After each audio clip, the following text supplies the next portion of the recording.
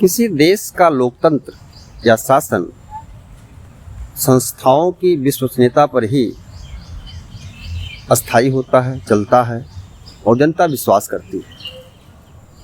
और जनता का नेतृत्व, प्रतिनिधित्व देश के राजनीतिक दल करते हैं।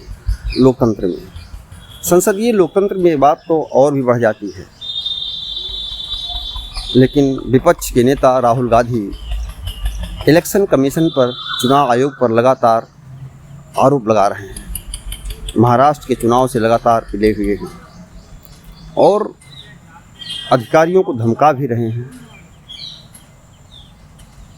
सच में अगर वोटों के साथ कोई खिलवाड़ हो रहा है या वैध को अवैध बनाया जा रहा है, जो भी कर रहा है, वोट लोकतंत्र में वोट की राजनीति को लेकर के जिस तरह से खिलवाड़ अगर हैं, अगर राहुल गांधी के आरोप सही हैं कि सत्ता पक्ष को जिताने के लिए चुनाव आयोग वोटों की धांधली कर रहा है, कुछ फर्जी वोट सही वोट काट रहा है, फर्जी जोड़ रहा है, यानी फर्जी वाला अगर वोटर लिस्ट में हो रहा है तो देश के लिए, संविधान के लिए निहायत ही घातक है।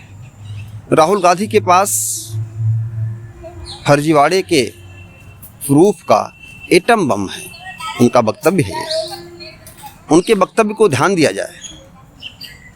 इलेक्शन कमीशन यानी चुनाव आयोग, भारत सरकार, सभी को इस पर सावधान होना जरूरी है और न्यायपालिका भी खास करके।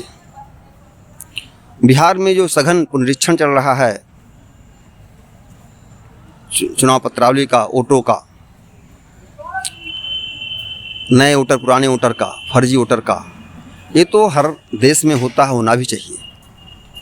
और इस पर किसी को आपत्ति है तो आपत्ति दर्ज कराए, लेकिन फर्जीवाड़े का फर्जी आदमी देश में वोट दे, ये नहीं कतई बर्दाश्त है किसी भी संस्था के लिए।